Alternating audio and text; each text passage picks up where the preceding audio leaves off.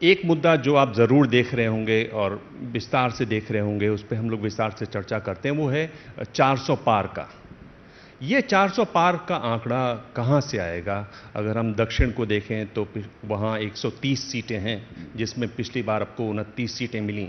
उन 29 को भी देखें तो आपको कर्नाटक में 25 सीटें मिली, 28 में से 4 आपको तेलंगाना में मिली।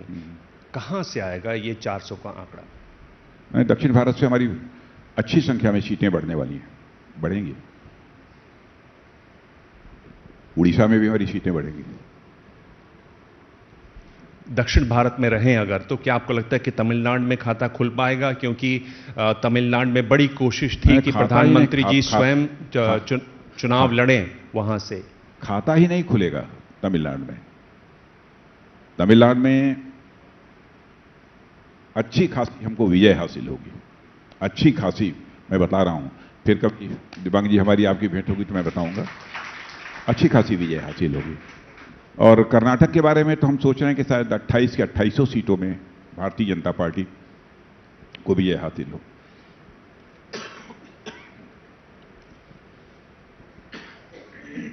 पानी पी।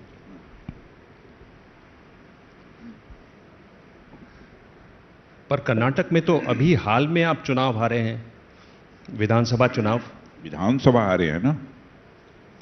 विधानसभा के चुनाव में भी वहां के लोग कहते थे कि लोकसभा के चुनाव में हम लोग मोदी जी को वोट देंगे।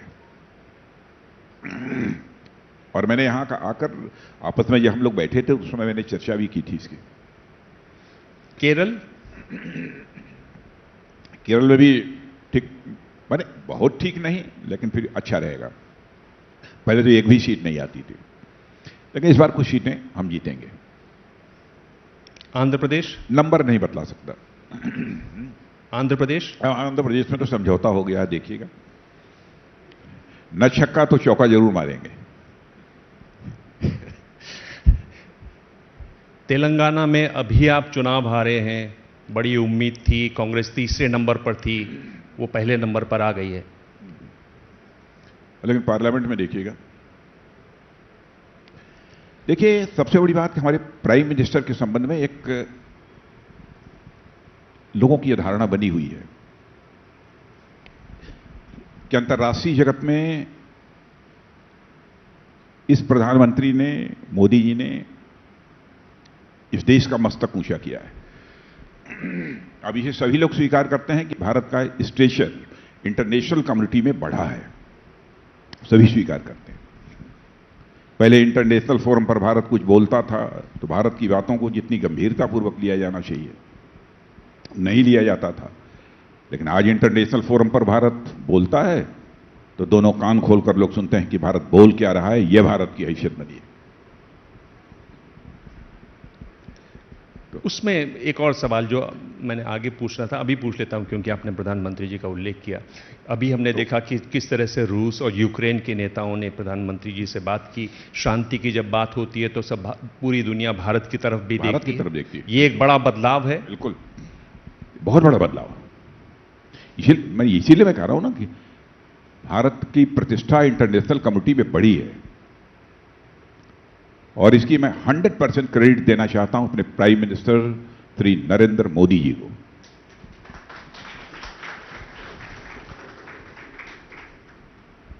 मैं सच बताऊं, मैं तो पॉलिटिक्स में हम लोगों ने साथ ही काम किया है, लेकिन मैं भारत की यह स्थिति इंटरनेशनल कम्युनिटी में बन जाएगी तो मुझे कल्पना नहीं थी।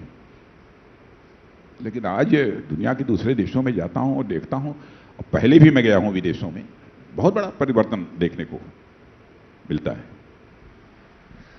400 सीट वाले सवाल पर लौटें तो ये जो कोशिश चल रही थी कि किसी तरीके से प्रधानमंत्री रामेश्वरम या किसी और सीट से तमिलनाडु से चुनाव लड़ें, देखिए वो गुजरात से आकर वाराणसी से चुनाव लड़े, उसका बड़ा असर देखा गया। क्या ऐसी कोशिश ये होनी चाहिए थी इस बार भी, ताकि एक असर पड़ता दक्षिण भारत में? नहीं, ऑलरेडी वो एक स्थान से चुनाव लड़ चुके हैं,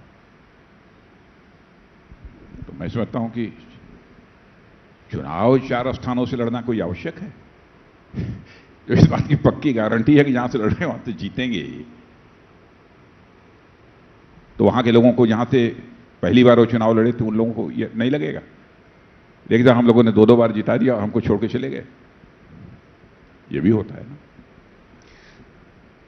अगर इसी सिलसिले में बात करें, उड़ीसा, बीजू जनता दल के नेता पटनायक जी से आपके बड़े अच्छे संबंध भी हैं, पर वहां तालमेल नहीं हो पाया पार्टियों का, कोशिश भी बहुत हुई। लेकिन वहां पहले से ज्यादा लोकसभा की सीटों पर हमको विजय प्राप्त होगी। और विधानसभा चुनाव का जहां तक प्रश्न है, मुझे लगता है कि इस बार उड़ीसा में हम क्लियर मेजॉरिटी के साथ गवर्नमेंट बनाने में कामयाब होंगे। उड़ीसा में। इधर आ जाइए तो महाराष्ट्र की स्थिति देखें। 2 बड़ी पार्टियां, दोनों 2 फाड़ हो गई, शिवसेना और एनसीपी। खंड खंड हो गई। खंड खंड हो गई। धन्यवाद। मैं ये पूछ रहा हूं कि एक बड़ी जो चिंता है पार्टियों को, वो ये है कि क्या वहां वोट ट्रांसफर हो जाएंगे, यानी वो व्यक्ति, बीजेपी का वोटर जिसने लगातार जिंदगी भर एनसीपी का विरोध किया, अगर वो गठबंधन से वहां एनसीपी का उम्मीदवार खड़ा हो तो क्या वो उसको वोट देगा या अपने घर बैठ जाएगा? ये एक बड़ी चिंता है। देखिए, जो लोग भी आए हैं, सबका, जो विधायक हैं अथवा जो लीडर हैं उस ग्रुप के, जो लोग भी आए हैं, सबका एक अपना प्रभाव क्षेत्र है। स्वाभाविक है कि यदि किसी गठबंधन में वह शामिल हुए हैं तो उनके प्रभाव क्षेत्र के अंतर्गत आने वाले जो मतदाता हैं, उनके कहे अनुसार वो मतदान करेंगे। पर क्या आपको लगता है कि ये जो बात है कि जिस तरीके से उद्धव ठाकरे की सरकार रही, जिस तरह से वो गिराई गई, उसका एक तरीके से उनको असर होगा, उनको समर्थन मिलेगा, लोग समझ रहे हैं कि इनके साथ जाती हुई? नहीं, गिराई नहीं गई, गिर गई। ये गिराने उड़ाने का काम हम लोग नहीं करते, हम लोग तो उठाने का काम करते हैं। वो गिर गई। अब उनको कितना समर्थन मिलेगा, ये तो अब आने वाला है चुनाव, थोड़ा सा 2 महीने और प्रतीक्षा करिए। मुझे लगता है कि लगभग शायद 48 सीटें हैं महाराष्ट्र में, 48 सीटें। चौंकाने वाले परिणाम होंगे, चौंकाने वाले परिणाम महाराष्ट्र में। देखिए, इस समय कोई पॉलिटिकल पार्टी को नहीं देख रहा है, जनता देख रही है भारत की बढ़ती हुई प्रतिष्ठा को, भारत की बढ़ती हुई ताकत को, अंतर्राष्ट्रीय जगत में भारत के बढ़ते हुए कद को लोग देख रहे हैं। और लोग पूरी तरह से आश्वस्त हैं कि इस काम को यदि कोई कर सकता है तो आज के प्रधानमंत्री मोदी जी ही कर सकते हैं।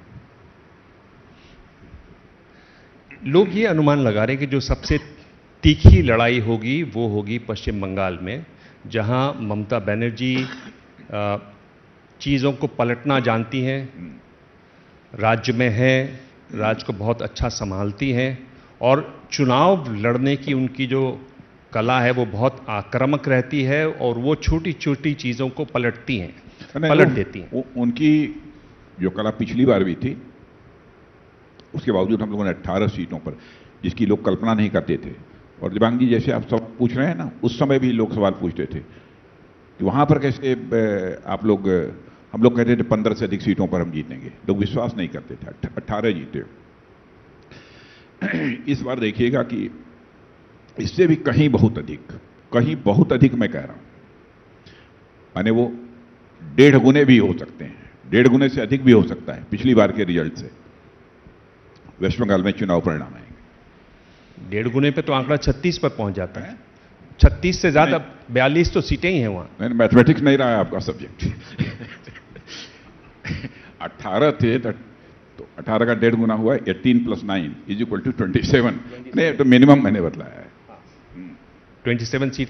बिहार जहां कह रहे हैं कि स्थिति गड्डम गड्ढ है, नीतीश कुमार जी उस स्थिति में शायद नहीं होंगे, तेजस्वी एक उभार पर हैं, देखे जा रहे हैं विधानसभा चुनाव में भी जिस तरह से वो चुनाव लड़े। मुझे लगता है कि बिहार में हम स्वीप करेंगे।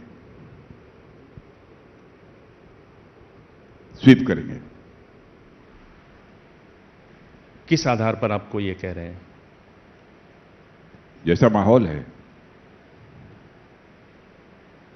देश की जनता की जो इस समय चाहत है, जो एस्पिरेशन है दिव्यांग जी, उसमें किसी पॉलिटिकल पार्टी अथवा किसी व्यक्ति को नहीं देख रहे हैं।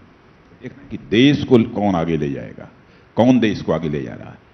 इस आधार पर लोग अपने मतों का फैसला करेंगे। अब आपने देखा कि पहले के तुलना में कास्ट, क्रीड, रिलीजन बेसिस पर अब मतदान थोड़ा पहले के कंपैरिजन में काफी कम हुआ है। इस आधार पर नहीं होता, कम हुआ है ये आधार। पहले आधार रहता था कास्ट, क्रीड और रिलीजन बेसिस पर सारे इक्वेशंस बनते थे, लोग चुनाव जीतते थे, हारते थे, लेकिन उसमें काफी हद तक कमी आई है। आपके राज्य में आए, उत्तर प्रदेश में जी, उत्तर प्रदेश को आप कैसे आंकते हैं? यहां तो आपको आंकड़ा बताना चाहिए, क्योंकि मुझे कोई पक्का यकीन है, मैं जानता हूं कि आपकी एक एक कॉन्स्टिट्यूंसी उंगलियों पर। हाँ, सभी कॉन्स्टिट्यूंसी के बारे में मैं जानता हूं, यहां की सभी के बारे में जानता हूं, बिहार के में भी कई राज्यों के बारे में मैं जानता हूं। वैसे इस संभावना को नकारा नहीं जा सकता है कि 80 की 80 सीटों में भारतीय जनता पार्टी जीत जाए उत्तर प्रदेश में। मैंने कहा संभावना को नकारा नहीं जा सकता। अभी 1-2 सीटें ये भी हो सकता है कोई और जीत ले। ये क्यों? एक जनता में अपनी साख बनाने में, अपनी विश्वसनीयता बनाने में हमारी पार्टी और हमारा नेतृत्व ये पूरी तरह से कामयाब रहा है। अब चूंकि 1-2 ही बची आपने छोड़ी हैं, 1-2 सीटें मैं अगर आपसे पूछूं तो वो कौन सी हो सकती हैं, किस बेल्ट में हो सकती हैं? ना उसको भी जीतता हुआ देख रहे हैं, तो आपको देखते हुए मैंने कह दिया। राजनाथ जी, आप अपने जवाब मुझे देखकर ना बदले। 1-2 सीटें ये कौन सी हैं जो आपको लगता है जहां संघर्ष होगा? नहीं, मैं तो उसे भी जीतता हुआ देख रहा हूं। पर हैं कौन सी वो? कुछ कह नहीं सकते, कोई करिश्मा हो जाए तब 1-2 हम हार सकते हैं। अच्छा, उसे भी जीतता हुआ हम देख रहे हैं। ठीक है।